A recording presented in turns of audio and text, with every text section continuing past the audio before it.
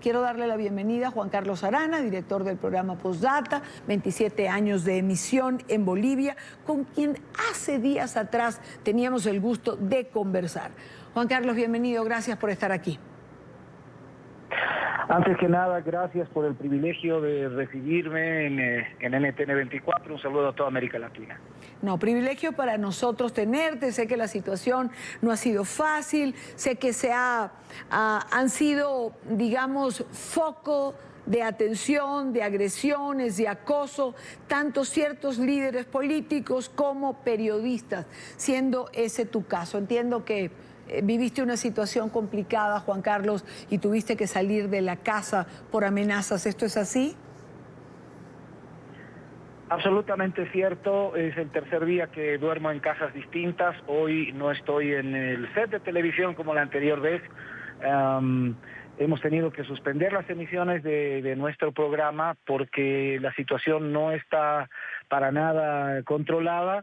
Y más allá, escuchaba a Luis Revilla, alcalde de La Paz, de esta confianza que tiene de que esto va a encontrar un derrotero. Todo este caos está planificado, este caos está prediseñado, y la manera en la que se ha manejado todo esto y la manera en la que se está manejando la imagen del golpe en Bolivia, así nos muestran. Se ha optado por la salida del desastre, y los periodistas que denunciamos el fraude, del que ya nadie habla, el fraude evidente a través del informe de la OEA, que es el gatillador de todo esto, ha quedado en segundo plano, y hoy se habla de un golpismo militar, lo que dista sobremanera de la realidad.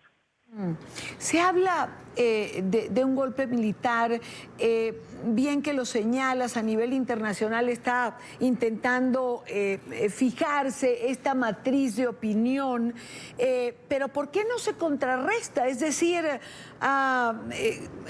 ¿por qué se le ha dado este espacio para que cobre fuerza esta versión del golpe? Sí, te voy a ser muy claro. La mediática que se ha montado para ver el tema de Venezuela desde distintos países de América Latina versus NTN 24, CNN, para mencionar algunas cadenas que se han dado el chance de hablar con colegas y con bolivianos que están viviendo la realidad acá en Bolivia, son muy pocos, es desproporcional. Tenemos una mediática gigantesca que hoy por hoy avala la figura del golpe de Estado, dejando a ciudadanos de corta edad, la mayor parte, como golpistas y fascistas y racistas, lo que dista de verdad, pero 1000 kilómetros de lo que en realidad ha sucedido en estas 3 semanas. Ahora, cuando tú señalas, Juan Carlos, que se ha optado por el desastre, ¿a qué te refieres? ¿Crees o piensas, por ejemplo, que va a ser imposible obtener el quórum en la Asamblea? No solo que creo, sino que los anuncios del jefe de bancada del partido del Movimiento al Socialismo, partido del presidente Morales, dijo que no van a asistir y no van a legalizar una presidenta ilegal, así la mencionaron. La verdad es que eso nos coloca a que la gente defina en las calles quién va a tener la razón, y eso es con muertos de por medio. Te pongo en antecedentes que tenemos casi 300 heridos y 4 muertos. Esta tarde podían haberse registrado los últimos 2. Entonces es una situación que genera una escalada de violencia que no apela a la conciencia de quienes tienen una mentalidad política antes que una mentalidad humana para todo esto. La gente está convencida, los seguidores del presidente Morales, de que se les escamoteó una elección que fue justa y que fue correcta, y que esto es un golpe de Estado. O sea, están absolutamente atrincherados en esa posición. Y por el otro lado, los ciudadanos que ante el informe de la OEA comprobaron de manera técnica de que acá se hicieron las cosas de manera dolosa, con mala fe y con premeditación, no están dispuestos a irse a sus casas con un resultado tramposo y colocando a merced, como sucedió en Venezuela una vez que el presidente Chávez fue repuesto en el mandato, esta situación con una presidencia ad eternum, dejando obviamente la democracia en el mismo escenario que tiene Venezuela. Es decir, tú eres pesimista en relación a los días por venir. Yo le preguntaba al alcalde Revilla si la situación iba camino, como señalan algunos, de convertirse en una guerra civil. ¿Tú crees que es tan grave, Juan Carlos, como para ello? Mira, hoy y mandé a tu producción unas imágenes donde se encontraron, tú ves una lecherita pastora que está llevando la leche para venderla en la ciudad. La policía la frena y hace una requisa y encontró más de 40 revólveres dentro de todo eso, revólveres que iban a ser utilizados por esos, entre comillas, grupos pacíficos que ya quemaron y destruyeron y saquearon cuanto les dio la gana. Entonces, no quiero de verdad en esto que da la sensación de que quiero inclinar la tinta hacia un lado, pero como boliviano y como periodista yo tengo la obligación de gritarle al mundo de que acá no son grupos de ultraderecha, casi nazis, que están dando vueltas y persiguiendo indios. No es esa situación.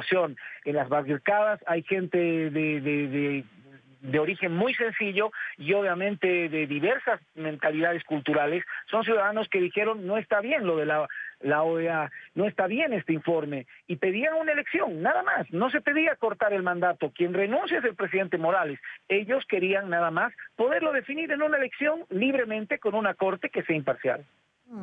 ¿Crees que la renuncia del presidente o del expresidente Evo Morales se da para boicotear precisamente la sucesión que marca la Constitución, para aumentar el caos, como señalan algunos analistas, para provocar precisamente esto que está ocurriendo, esta sensación de vacío de poder, para que mañana más tarde pueda ser quizá restituido, como ocurrió alguna vez en Venezuela con Chávez? Te voy a colocar unos elementos en perspectiva, porque más allá de apasionamientos estamos hablando de gente y de vidas, y eso obliga a los periodistas que sí de alguna manera tomemos una posición. Pero más allá de eso, si se quería hacer esto de una manera ordenada, ¿por qué primero se desoyó un referéndum constituyente? Primera violación. Segundo, se elaboró una ley y unas reglas del juego que no fueron respetadas por el candidato que detentaba la mayoría. Tercero, cuando llega la noche, todas las proyecciones de boca de urna dan un resultado que obligaba una segunda vuelta. Sale el propio presidente muy tarde en la noche, curiosamente, a decir, momento, esperen los resultados que vienen del campo, cuando ya una hora antes el TREP había sido paralizado, esta transmisión de datos rápidos. Entonces es un escenario muy complicado, de verdad, porque tú dices, aquí ha habido mala fe, ha habido, y la OEA dice, la manipulación de datos incluso fue anterior a la elección. Así que te genera un escenario donde el ciudadano, pues, gracias a Dios, a través de electrónica hay profesionales que detectan que hubieron situaciones cuando menos anómalas. Entonces, lo que pide en su justo derecho es ir a unas elecciones en igualdad de condiciones. Es como un hincha de fútbol que quieres, puedes ir a jugar por tu equipo o hacer barra por tu equipo, sabiendo que el árbitro no va a estar con la camiseta del otro equipo, ¿verdad?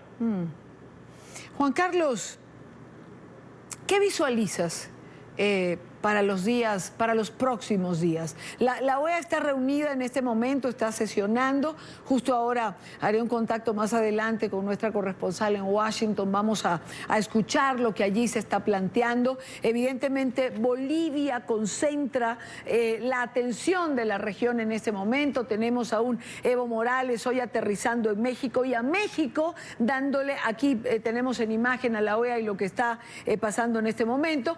Tenemos por otro lado, como decía, a un Evo Morales aterrizando en México, y a México dándole además una palestra política, una vocería. No es un asilado cualquiera que va a tener bajo perfil, que va a estar callado, y pareciera que desde México Evo Morales lo ha dicho, a hacer política.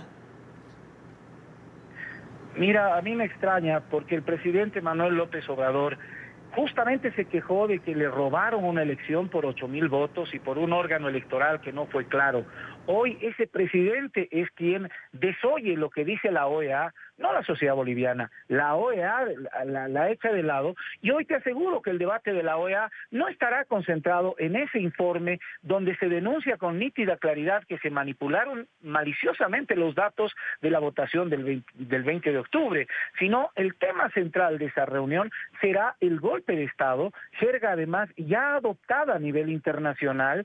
He hablado con muchos medios, colegas, y es prácticamente una matriz, como tú has calificado, una matriz comunicacional que ya ha enraizado. Ahora, tú me preguntabas también, ¿por qué no se da a conocer esto fuera de este país?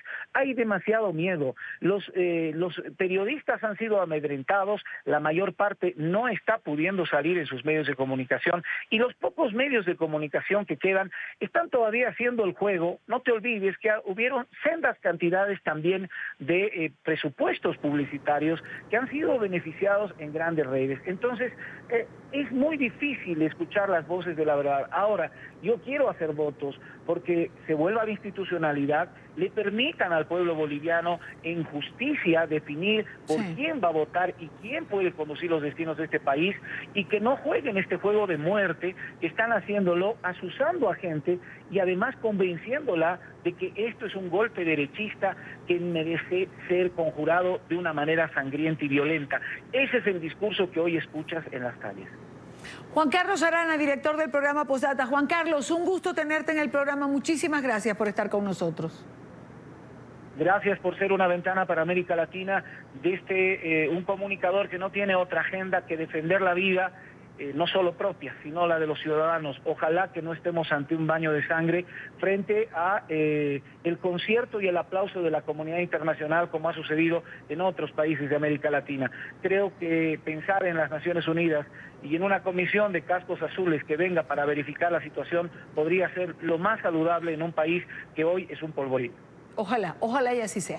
Gracias, y esta es tu casa y será siempre tu ventana. Muchísimas gracias. Vamos directamente a la OEA. Está hablando el embajador Tarre Briceño, representante de Juan Guaidó. Constitucionales, recientemente lo hizo Colombia, la prohibición absoluta de la reelección. En el caso de Bolivia, el encargado de la representación de Colombia hizo un análisis muy certero de la secuencia que lleva a esta crisis y que tiene que ver con el intento por parte de Evo Morales de permanecer indefinidamente en el poder, cualquiera que sean, en contra de cualquier traba que impusiera la Constitución y en contra de la voluntad expresa del pueblo boliviano. Se constituyó un discípulo muy aventajado de don Porfirio Díaz, y ojalá que la Constitución boliviana en el futuro sea tan tajante como es hoy la Constitución de México en esa materia. Un segundo aspecto es el fraude. Oímos la exposición de Gerardo de Icaza y la demostración muy ponderada, como corresponde a un informe que tiene carácter preliminar, de los diferentes hechos irregulares que muchas veces no se califican, sino que solamente se anotan, pero que dejan en evidencia que hubo una tergiversación de la voluntad del elector que se manifestó en todas las etapas del proceso y que arranca desde mucho antes del acto de votación. Es el embajador Tarre Briceño, representante del gobierno interino de Juan Guaidó dentro de la Organización de Estados Americanos. Vamos a cumplir una pausa. Hemos dedicado toda esta parte del programa y lo vamos a seguir haciendo porque Bolivia está en el primer plano de la información en este momento. Es importante no solo para los bolivianos, sino para todos los que habitamos en la región, porque como bien decía Juan Carlos Arana, periodista de Bolivia, en este momento Bolivia pareciera ser un polvorín. Hacemos una pausa y al regreso Emiliana Molina está en el lugar de la noticia, está en la Organización de Estados Americanos. Ya venimos.